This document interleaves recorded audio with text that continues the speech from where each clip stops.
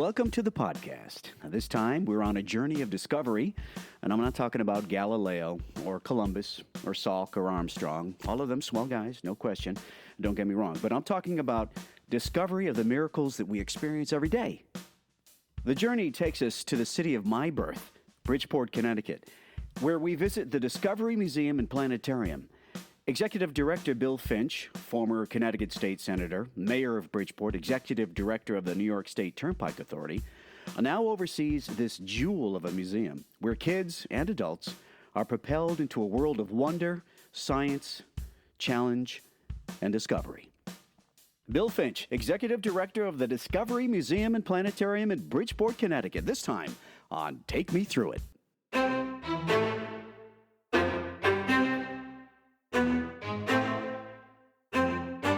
Take Me Through It is made possible by people like you. Thank you for downloading, listening, and subscribing. And leave us a comment on iTunes or wherever you listen to your podcasts. Thank you.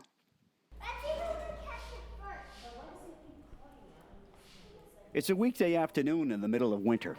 Kids are everywhere, being kids, making noise, having fun, and learning all kinds of stuff about our world. This is the Discovery Museum and Planetarium in Bridgeport, Connecticut. So much to do, so much to see, so much to discover. The executive director is Bill Finch, a dynamic Yukon grad with a long history of public service, state senator, mayor of Bridgeport, executive director of the New York State Turnpike Authority. His mission, and the mission of the Discovery Museum and Planetarium, is to provide hands-on STEM learning experiences that resonate with children's natural curiosity and love of learning. That's straight from the museum's mission statement. I couldn't have said it better myself. We found a quiet place, trust me, that's not easy to do here, to talk with Bill about the museum and planetarium and about how he got here. Well, I was on this number 6 bus, and I got off at the wrong stop. I got the wrong transfer. Now, I've had a very, very interesting and fulfilling life, and I've had a lot of great opportunities to help people. And after mayor, I really was trying to figure out what to do next, because mayor is the greatest job in American politics today, because you can get up every day, as I did, and you can build parks, and you can build schools, and you can build splash pads, and you can clean brownfields, and you can help people find jobs. And being mayor it's kind of an irreplaceable thing. A lot of people who are mayors have a hard time figuring out something as meaningful to do with their life as being mayor. But I was very lucky. Governor Cuomo asked me to come to New York and work for him for a little over a year. I was working and running the New York State Thruway and had the great opportunity to help get the Mario Cuomo Bridge open, which is replacing the Tappan Zee. The largest infrastructure project in the United States. When they first called me, they said, "Do you want to run a highway?" People know me. I'm kind of green. I'm not a big car enthusiast. And me running a thruway, I said, "Are you kidding me?" And they said, "No, we think that they need your kind of craziness up there for a while. It's kind of a state organization.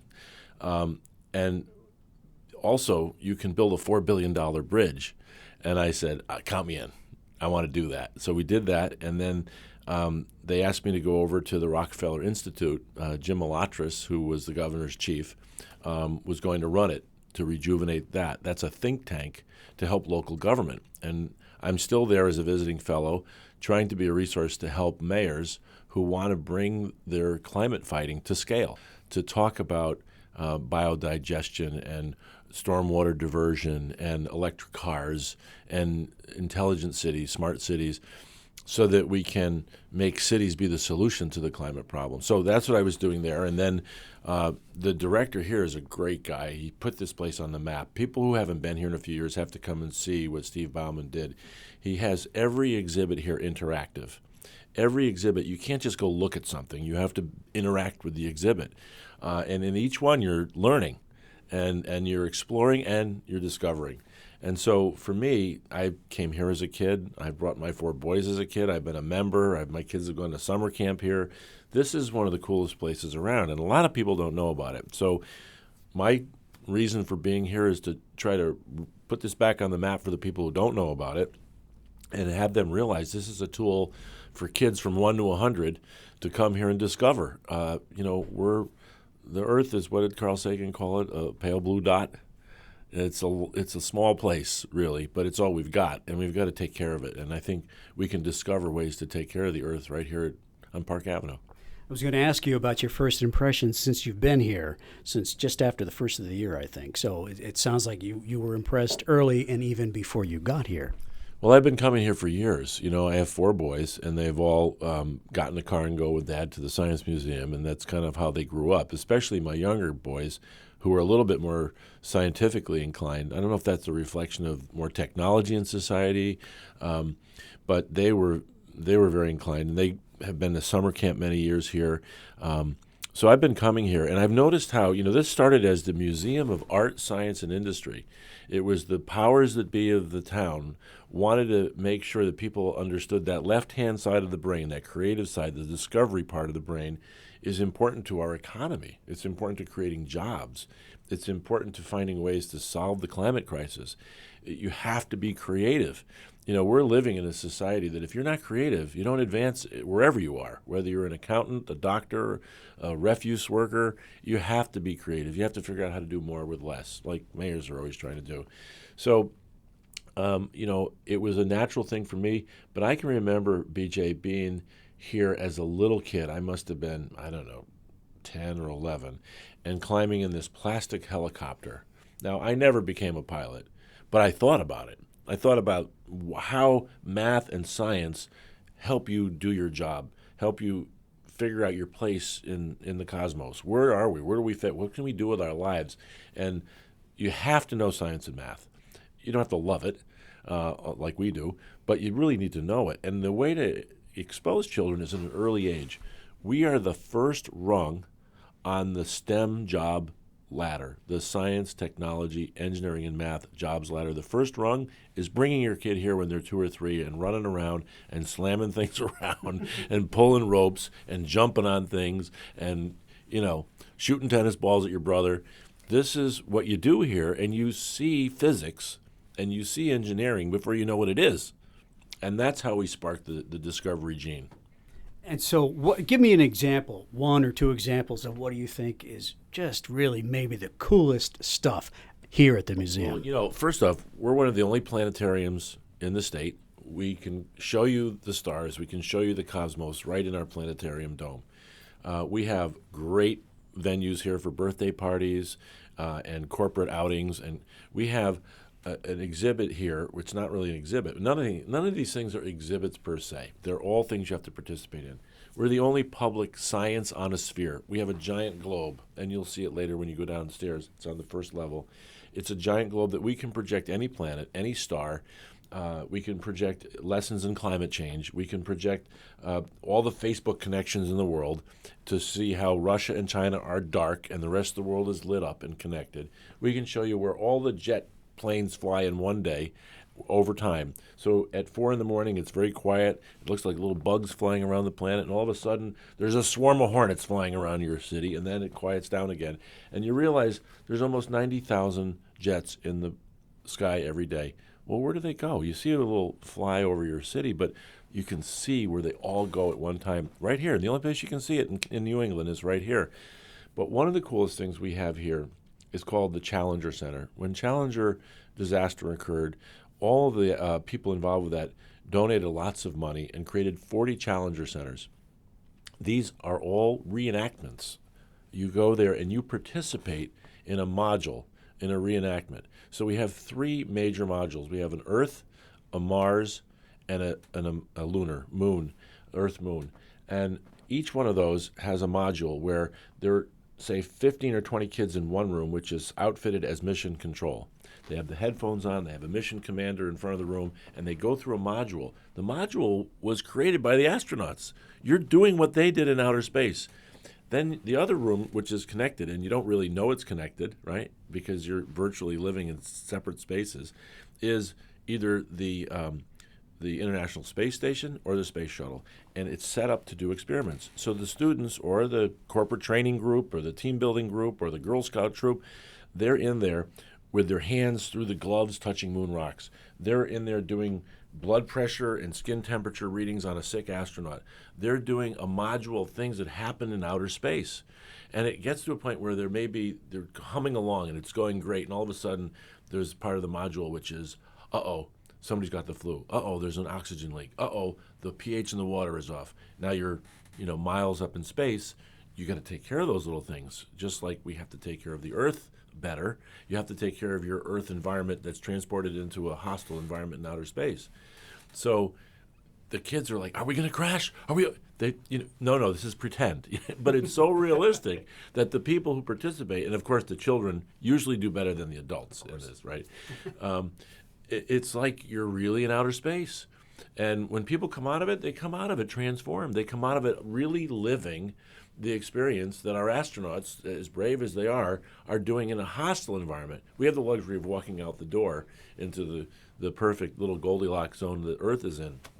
But, so we're really excited about that, and that has tremendous potential. And it's dark too often. We don't have enough people coming to use it. We want people who listen to your podcast to think about coming here, bringing their group. It's not something you can do individually, not yet anyway. We're looking into that. But right now it's just for groups. It's the best team building thing. It's under $500 to do a 2-hour team building thing. So when you say groups, you're not necessarily just saying school visits. You're talking about corporations or any kind of leadership initiative that an organization might have. Exactly. It could be a church group. It could be a corporate group. It could be a political group. If you want to build a strong team, I can't think of a more incredible way to build a team than to realistically pretend you're in outer space in modules designed by people who did it. Well, it's great with because the equipment, with all the equipment you need. It teaches you to rely on your teammates, doesn't it? Well, yeah. I mean, you're all connected with headphones, and some of the participants are using robotic arms to test the pH of something. Some have their hands through the gloves, which you can't touch the contaminated rocks. Some are going into the clean room to take a simulated satellite out of outer space to do the diagnostics on it and repair it and get it back into orbit. Some are in mission control, figuring out the calculations for what do we do, how do we, what percentage change you need in your oxygen concentration to get it back into the range where it's healthy, and then you feed that information to the people who are in the Challenger, in the space shuttle. So what's the response been like from people who have gone through that? What's their feedback been? We've never had a negative comment about participating in the Challenger. I mean, it's the coolest thing in the world. And we just got to get the word out. So your podcast is important to us because we want people to come here and visit, but we also want them to realize how diverse the resources are here. And right behind us is the ropes course. So the interesting thing, when I was mayor, never had the thought of running the Discovery Museum. It wasn't like something I ever thought of doing. I'm glad it worked out that way. But we had to build an interdistrict science magnet. So I insisted that it be built next door to the Science Museum. And we Makes share perfect sense. Yeah, and we share classroom space. Their children come over here for classes. We send children over there for classes. It's an incredible example of how you can make a school better and more efficient for the taxpayers at the same time that you can make the museum function at a higher level. So we did that. And then we had investors come who had a series of zip line courses around the country, and they wanted to put one in Bridgeport. And I said, well, I'd like you to put it behind the museum. That was already their thought. They had already been in touch. I didn't know that. They had already been in touch with the museum. And they said, well, that's where we would like to put it. And I said, and I want you to throw them so much a ticket to help support the Science Museum. And they're doing it. So now I'm here. And I'm benefiting from those things that I thought were just good things to do. But now they're good things for me and the museum that I helped run. That's terrific. What else is down there? It's a fascinating place, and you're working in somewhat of a difficult time for nonprofits. I mean, the state of Connecticut has struggled in terms of how much support the state government can provide, whether it's to nonprofits like a museum or certainly municipal aid, maybe not so much to a city the size of Bridgeport, but these are tougher times. So what kind of particular challenges do you face, and how do you see the museum and planetarium overcoming those challenges? Well, first off, we have to say that we're very grateful to the people who support us. Pitney Bowes, the city of Fairfield, town of Fairfield, is the only town, really, that donates money to the museum. And it's a significant amount, and thanks to the town fathers and mothers of Fairfield, that's been going on for quite a while. Fairfield is the town that sends the most people to the Discovery Museum, their school system. It seems to be one of the more science-oriented towns around. So hats off to that town. And we've got great partners with John Patillo in Sacred Heart University is here, growing like crazy. In the 6 years he's been there, the school's more than doubled in size, and we've been the beneficiary of all this great activity here. Andrew Banoff with the Jewish Home, we're having our board retreat there Saturday coming up, and brand new facility, gorgeous facility. The whole country that's in assisted living is talking about the new models at the Jewish Home in Bridgeport. So if you look at where we are, I call this Merrittville, because we're right on the Merritt Parkway. We've got Bridgeport Hospital. We've got Sacred Heart University. We've got several churches. We have the big Holy Trinity Greek Church. We have the Jewish Home. We have the Discovery Adventure Park, which is a great draw. We have the Discovery Interdistrict Science Museum. We have a 36-hole golf course across the street. It's like a mini town right here. You can come visit your grandma at the Jewish Home. You can help Mom go through her cancer treatments up the street and visit her. I mean, everything is right here. And it's a booming area with Sacred Heart at its core, and it's a beautiful area. Look at the view out my window. I have, I'm not exactly sure. I think this is the 13th or 14th hole that I'm looking at on the red course. I have to look it up. I don't get over there as much as I. But no, I think I've snap hooked a couple of drives onto Park Avenue from there, so I think it is the 13th. Yes, we've found a few golf balls in front of them. Some of them were probably mine. Yeah, and I think there's a couple on the roof. I might have put them up there myself. I don't know, but I see geese and deer and turkey and coyote, red-tailed hawks, broad-winged hawks, all circling over the golf course, and students jogging by. This is just a bucolic, wonderful area, and we're very committed to all the towns, but especially we have a lot of foundations like the Buck Foundation from Subway.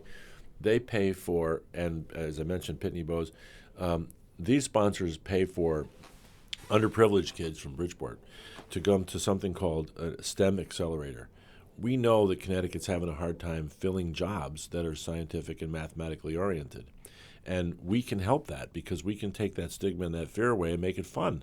We always get a kick out of people saying, well, it's not rocket science, but it really isn't rocket science because we make rocket science simple for kids. They build rockets. They learn it. They're working on building a satellite that may go into outer space at some point. So we had a high air balloon that went to the upper atmosphere, the far reaches of the atmosphere, and photographed the whole way, and the students were involved with it. We really think that what we're doing here is very positive for society. Science is under attack. We have leaders who are elected to office at the highest levels who deny the existence of science. That's never happened before. It's never been political. You couldn't tell what a scientist was, whether they're Democrat or Republican, because it had nothing to do with politics and shouldn't. We don't tell people what to think. We try to help them figure out how to think and how to figure things out and discover. So this is a good time to be at a science museum. We certainly aren't political at all, but we're very active in supporting science and supporting the inquisitive process, the process of discovery, because without it, I think mankind is in grave peril. So we're here to do that, and we do it with kids from, like I said, 1 to 100. Well, we would really encourage everybody to come here. And memberships in the museum are the most amazing bargain. $80 a year, and you can go to any science museum in the country for free. So imagine that you buy this passport to every science museum. If you travel at all, if you come here twice, it's paid for. It helps us then to stabilize our finances and sort of prepay admissions, if you will. And it really helps not-for-profits that you like when you buy a membership in their organization. So we encourage everybody to buy a membership and then use it like crazy. I was in Schenectady not long ago. I worked in Albany for a couple of years. Twice I went to the Maasai Museum in Schenectady for free. I just showed him I felt pretty big about it. I showed him it's not a Discover card, it's a Discovery card. And I showed it to him, and bam, I was in the door. I felt like a celebrity. And you will too if you become a member in the Discovery Museum.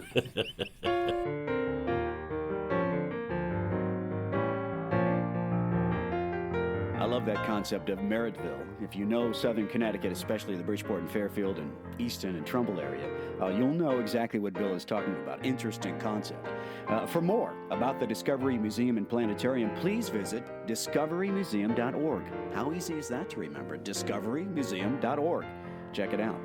Well, thanks for downloading, listening, subscribing, and telling all your friends about us. The podcast continues to grow and attract more listeners, and for that I am truly grateful. Email me, bj@takemethroughit.com, bj@takemethroughit.com.